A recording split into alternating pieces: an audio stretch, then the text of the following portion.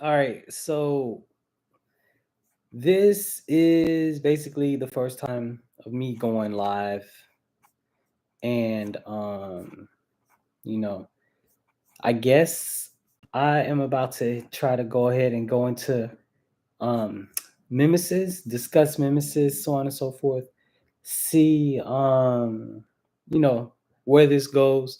This is the first time of me going live, like really just exploring this side of the app. I mean, for those brothers and sisters that watch me, peace and blessings. Definitely appreciate you.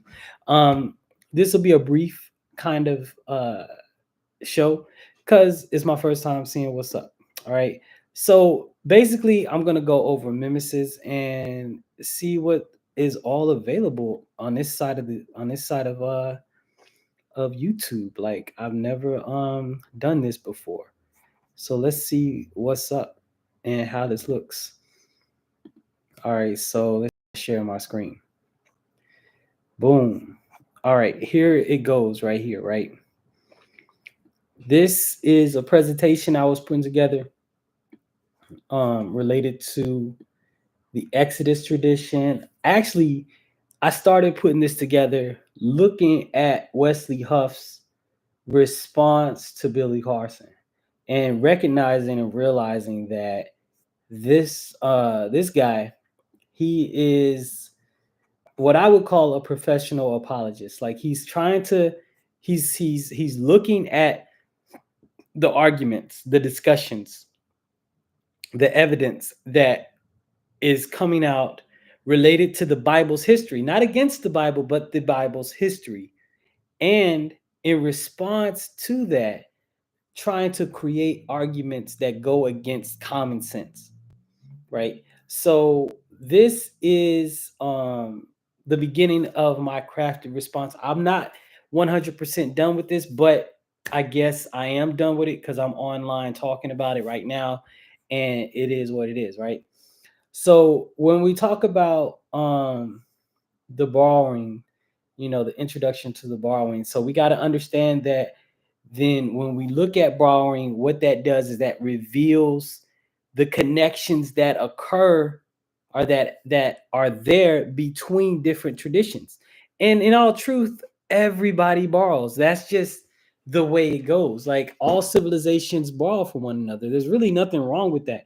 The only thing is within the biblical tradition, they want to claim to be so unique amongst other traditions. They want to claim to be unlike anything else in that they have the absolute authority on spirituality, so to speak. Therefore, each of their traditions, each of their stories has to be unique. And this is the problem that they come in, that they're dealing with, because as you do a deep dive into their history, you begin to unravel what's going on. And then when you begin to unravel what's going on, it looks like just everybody else's history, and that it had a beginning.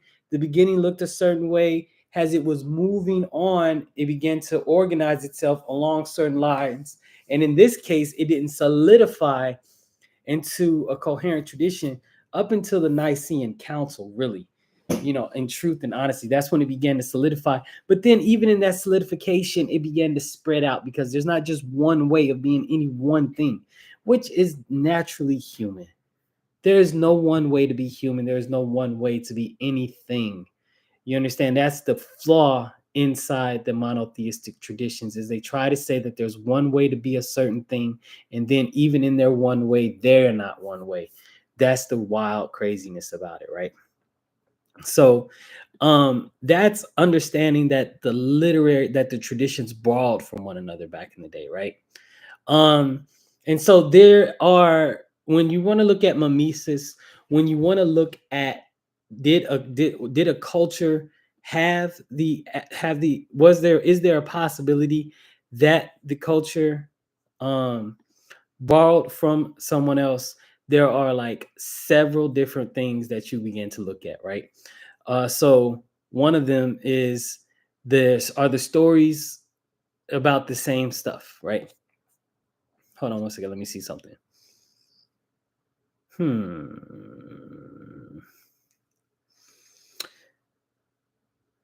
So I'm just gonna go with it. Are the stories about the same thing, right? Is there love, betrayal, so on and so forth? Like, no matter where you're from, people are talking about the same thing. Is that really what's going on here? You know, that is one of the ways that we're going to tell that things are the same is if there is thematic similarity. And then are there linguistic parallels? Are there certain elements that are part of the language of the stories, right? That people are using phrases that are specific to a certain genre, right? And then is there a structural resemblance, right? Is the organization of it the same, right? And then cultural context, right? Why did the culture borrow the story? And then what is the author's intent? Did he mean for this story? How did he mean for this story to be relayed? Is it supposed to have moral superiority? Is it supposed to show deeper and greater ethics? So on and so forth. There's a few things related to that, right? This is interesting. Hold on a second. Give me one moment. Let me see something here.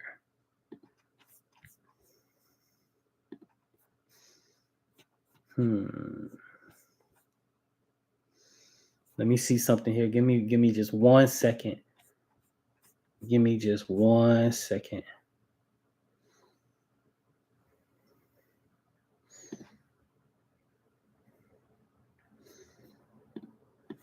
Let me stop to share for a moment.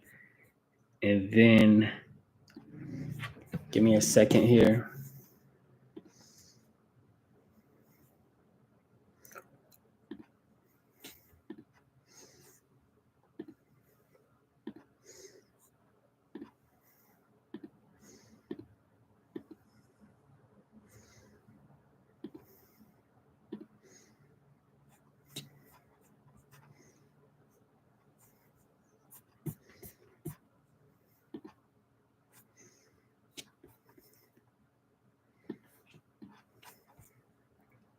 Boom. Do I still got? Nope, just the one person. Whoever you are, peace and blessings, light and love to you. Hope all is well and blessed with you. And then let me get to going with this presentation here.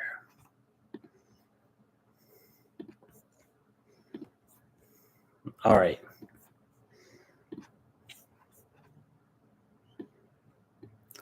All right. So then we have source availability, right? So determining whether or not the person had access to the material. That's what source availability means, right? And then we have the audience. Would people back in the day, know that this connection exists? Now, I'm going to have to just be straight up honest. This comes from my study of Dr. Dennis McDonald's work, right? And I think Dennis McDonald has really got the key to understanding why there's so many biblical similarities to other ancient documents and ancient sources. So that reading his work, you're able to apply it to other genres and see how that came about. Like when I think it was Herodotus or something said that all of the stories of Greeks, all of the gods of Greece came from Egypt. I think it was the method and the structure of mimesis that they used in order to create their stories. So this approach can be applied not only to the biblical narrative, but can also be applied to other ancient narratives. And then that's what makes it so relevant and so powerful, is that it can be. So that's just the way it is. People can say it comes from so on and so forth, whatever. It's a good method to understanding how this joint came about. You understand? So that much I don't care. So, all right, let's talk about accessibility, right? The first question is simple, right? How did the person even get a hold of the source material? So let's start with geography. Let's look at geography and um, you know, how people understood or how stories were transmitted back in the day, right? See, stories were transmitted back in the day through trade routes, right? A lot of times through sailors, right? And scrolls and the manuscripts, um, that's how they were traded along these routes as well. So cities like Babylon, Alexandria, Athens, so on and so forth, they were the hubs of this information highway, right? So if you were in one of these cultural hotspots, so on and so forth, you had a better chance of catching the latest information and being up to date on what's really going on, right? So, like now let's take the Epic of Gilgamesh. You know, it's a Mesopotamian story, but it was spread through trade and interaction. And by the time that the Hebrew Bible was written, the flood narratives were already all over the ancient world. Easy to understand, easy to see, right? So the next thing is, cultural access, right? So even if you lived miles away from the store, miles away from the source, miles away from where, the origin of this thing took place, you still had an opportunity to be exposed to it because of cultural exchange, because of trade, so on and so forth, trade, migration, conquest. This brought other stories to your area. This brought, the international, the international trade of ideas to remote areas. And so then you would have been you can get exposed to other cultures, basically spiritual traditions, right? Then so let's move on. Let's see, let's move on from that point right there, right? So now, boom, boom, boom, boom, boom. I think we already discussed all this. So the Homeric epics, right? The Iliad and the Odyssey, right? Homer. So Homer, they were they were the epitome of what people you know wanted to be like. The Homeric epics, right? They weren't just bedtime stories, but they were a part of the ancient curriculum of how you learned back in the day, right? So if you were getting an education in the ancient times, you know, if you were getting education back then, you were learning about Achilles and Odysseus, right? These stories were the foundation of the ancient intellectual world. There it was the classics that every generation knows. Like when people talk about Tom Sawyer or Huckleberry Finn or whatever, whatever, whatever, from American genres. When people discuss like Sherlock Holmes or William Shakespeare for the Europeans, would be your William Shakespeare.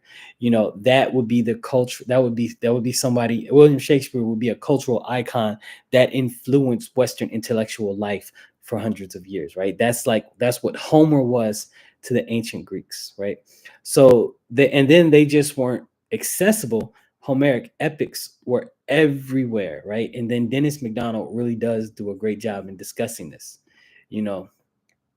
And then they shaped culture, they inspired new stories and became part of the DNA of the ancient world, right? And honestly, and then that's the dream of any artist, is to be accepted by everybody.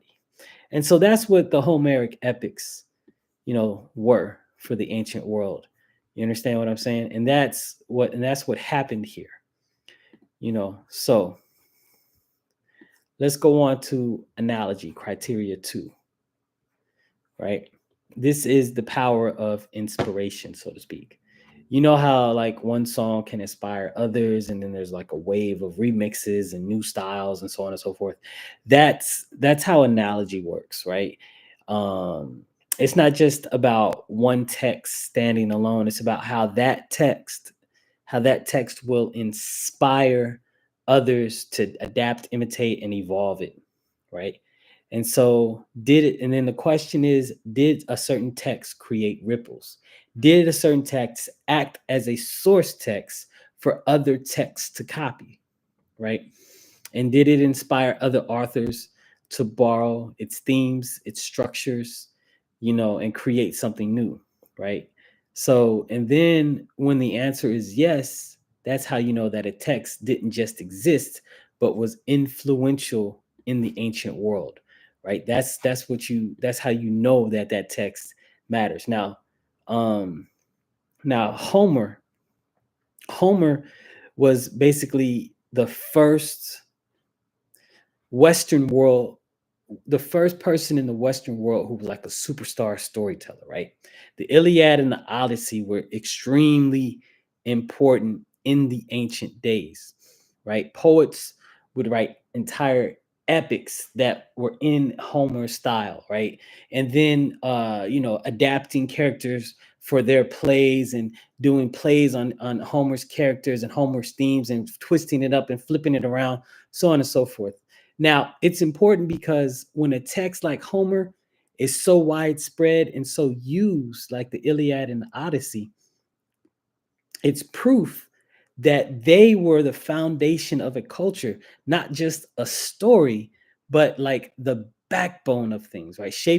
It shaped how people thought. These were when, if people were saying the ancients were intellectually superior, or if they had an intellect on them that was to be admired, it was because they would learn through the Homeric epics, right? And this is why we should care about analogy, because it shows us how these stories survive, right? It shows us how creativity doesn't exist in isolation, but it's about connection, right? And the biblical stories are definitely connected to ancient stories. This is what we know when we look at it. This is what we all talk about when we critique the biblical narrative. You understand? And so, moving on, let's go on to the next slide here, so on and so forth, right? So then we want to talk about density.